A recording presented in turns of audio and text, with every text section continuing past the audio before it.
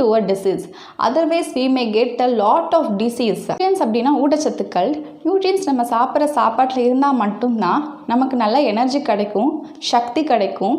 And இது உடல் வளர்ச்சிக்கு ரொம்ப முக்கியமான ஒரு விஷயம். அண்ட் நியூட்ரியன்ஸ் நமக்கு வந்து நோய் எதிர்ப்பு சக்தியை உண்டாக்குது. Do you know where the nutrients is present? Nutrients is present as a chemical constituents in food. These chemical constituents are in 6 major forms. Now let us see one by one what is that. இந்த nutrients வந்து நம்ம சாப்பிட்ற சாப்பாட்டில் 6 விதமான வேதிப்பொருட்களாக இருக்குது. அது என்னென்னு சொல்லி இப்போ பார்க்கலாம். 6 forms of chemical constituents are carbohydrates, proteins, fat, vitamins, minerals and water. அதாவது மாவுச்சத்து, புரதங்கள், கொழுப்பு, வைட்டமின், தாதுப்பு, நீர். Now let us see about the carbohydrates in detail. We already seen that food what we consume should give us energy, and this carbohydrates is a energy giving food.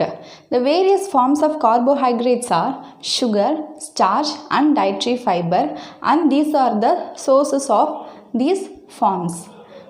Now the sugar can be seen in fruits, honey, canned sugar and beetroot, and the starch form of carbohydrates can be seen in rice, wheat, maize, potato.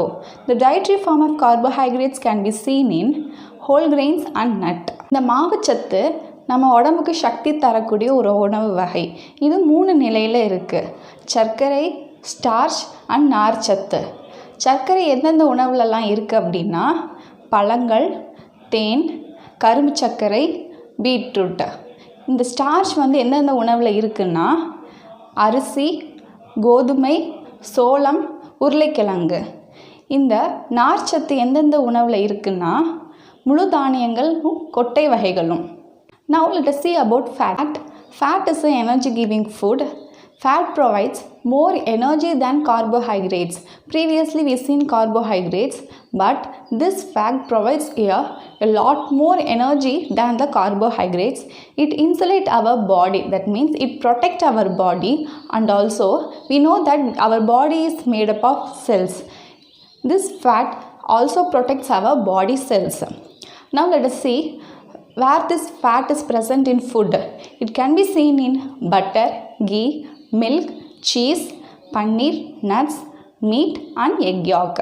கொழுப்பு இதுவும் நமக்கு சக்தி தரக்கூடிய ஒரு உணவு. மாவுச்சத்தை விட இது நமக்கு அதிக சக்தியை நமக்கு தருது. நமது உடம்பையும் நம்ம உடம்புல இருக்கிற செல்ஸையும் இது வந்து பாதுகாக்குது. இது எந்தெந்த உணவுலலாம் இருக்குது அப்படின்னா வெண்ணெய், நெய், பால், பாலாடை கட்டி, பன்னீர், கொட்டை வகை உணவுகள், கறி, மீன், முட்டையின் மஞ்சள் கரு.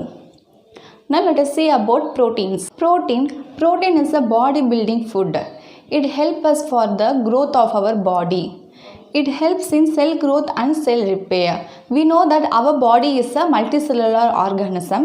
So one cell undergoes a cell division and to form a many number of cells.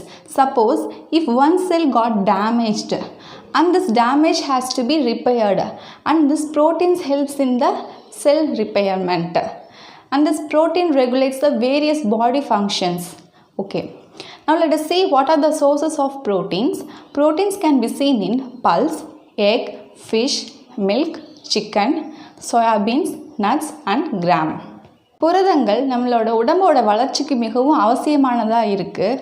அது மட்டும் இல்லாமல் செல்லோட வளர்ச்சி, மனிதனாக நமக்கு வந்து செல் வளர்ச்சி எப்படி ஏற்படும் அப்படின்னா ஒரு செல் பிரியறது மூலமாக நிறைய செல்ஸ் வந்து உருவாகும். சப்போஸ் அதில் ஒரு செல் ஏதாச்சும் உடஞ்சிட்டாலோ அந்த செல்லை வந்து சரி பண்ணுறதுக்கு இந்த ப்ரோட்டீன்ஸ் ரொம்பவே உதவி செய்யுது. அது மட்டும் இல்லாமல் நம்ம உடம்புக்குள்ள வெவ்வேறு செயல்பாடு நடக்கிறதுக்கு இந்த புரதங்கள் உதவியாக இருக்குது. இந்த புரதங்கள் எந்தெந்த உணவுலலாம் இருக்குது அப்படின்னா பருப்பு, முட்டை, மீன், பால், கோழி, சோயாபீன்ஸ், கொட்டை வகை உணவுகள்லாம் இது இருக்குது. Okay, now let us see about vitamins. Vitamins helps to carry out various biochemical reactions in our body. That means in our body there are a lot of chemical reactions will take place, and for this chemical reaction to take place vitamins are very necessary, and it acts as a protective food. It helps to build a resistance to many diseases, and these vitamins are very helpful for that.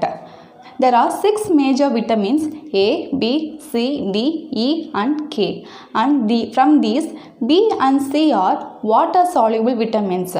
If we put these vitamins in water, it gets soluble, it gets dissolved.